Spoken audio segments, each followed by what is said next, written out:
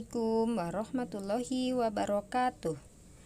Halo anak-anak, apa kabar hari ini? Mudah-mudahan kalian selalu dalam keadaan yang sehat ya.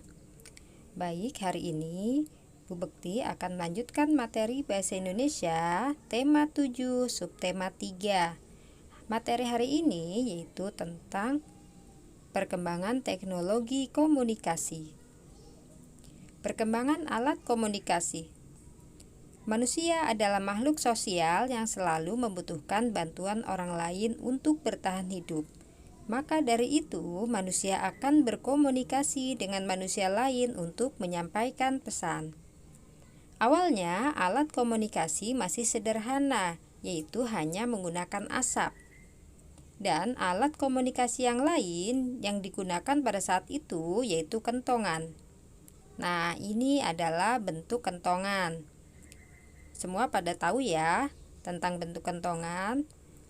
Nah, kentongan dipukul untuk memberi tanda bahaya.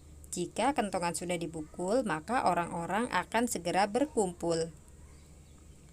Setelah manusia mengenal tulisan, manusia menggunakan surat untuk berkomunikasi jarak jauh. Seiring perkembangan zaman, manusia menggunakan surat elektronik. Selain alat elektronik, ada juga SMS untuk berkirim pesan. Nah, sekarang kita lanjutkan tentang perkembangan telepon genggam. Telepon genggam semakin berkembang. Telepon genggam pertama kali ditemukan oleh Martin Cooper pada tahun 1973.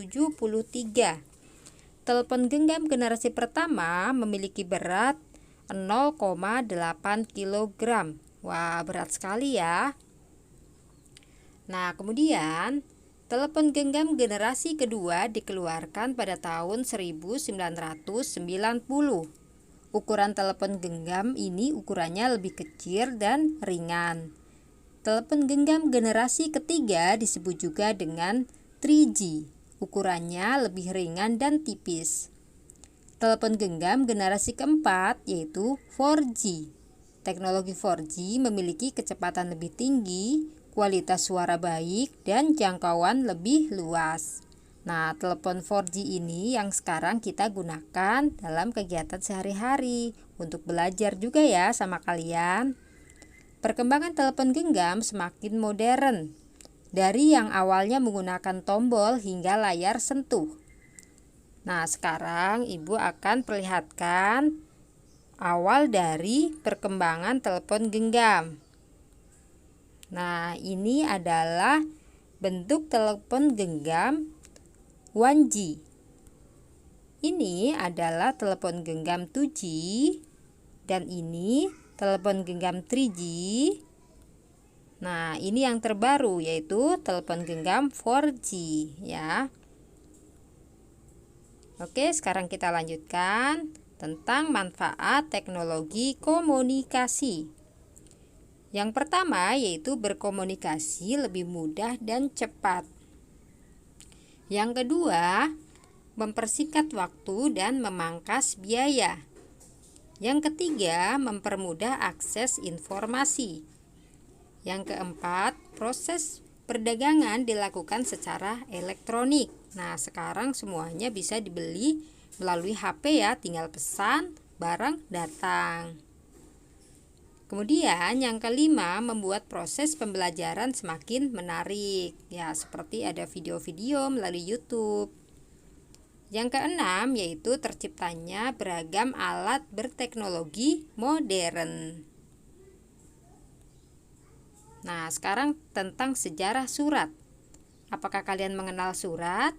Nah, mungkin pada zaman sekarang jarang ya yang menggunakan surat, tapi pada zaman dahulu surat seringkali digunakan untuk berkomunikasi jarak jauh. Nah, sekarang pengertian surat. Surat adalah alat komunikasi secara tertulis. Di Indonesia, surat sudah dikenal sejak zaman kerajaan, yaitu surat ditulis pada kulit kayu atau potongan bambu atau daun lontar. Kegiatan surat menyurat modern diperkenalkan oleh bangsa Eropa. Pada zaman penjajahan Belanda mulai dikenal kegiatan pos. Pada saat itu, perkembangan surat menyurat berkembang pesat di Indonesia. Pemerintah Belanda menyediakan banyak kantor pos dan juga kotak pos. Nah, ini dia bentuk surat, amplopnya. Kemudian ini kotak pos untuk memasukkan surat yang sudah ditulis, kemudian dimasukkan ke dalam kotak pos. Nanti ada petugas yang akan mengambil dari kotak pos tersebut. Ini adalah kantor pos. Jika kita tidak mau untuk meletakkan di kotak pos, maka kita akan langsung ke kantor pos untuk mengeposkan surat. Nah, sekarang kita masuk ke Telegram. Kantor pos juga memperkenalkan kita pada Telegram. Telegram adalah fasilitas untuk menyampaikan informasi jarak jauh dengan cepat. Misalnya, ada hal penting yang harus diketahui oleh anggota keluarganya yang rumahnya mungkin jaraknya jauh, maka kita menyampaikan informasi lewat Telegram. Biasanya Telegram digunakan untuk mengirim informasi yang sangat penting. Nah, mesin untuk mengirim dan menerima telegram disebut telegraf. Pada saat itu, telegram jauh lebih sering digunakan dari telepon karena masih sedikit orang yang memiliki telepon. Nah, ini adalah gambar mesin telegraf. Nah, sampai di sini mudah-mudahan kalian paham ya. Silahkan untuk belajar dan terima kasih. Wassalamualaikum warahmatullahi wabarakatuh.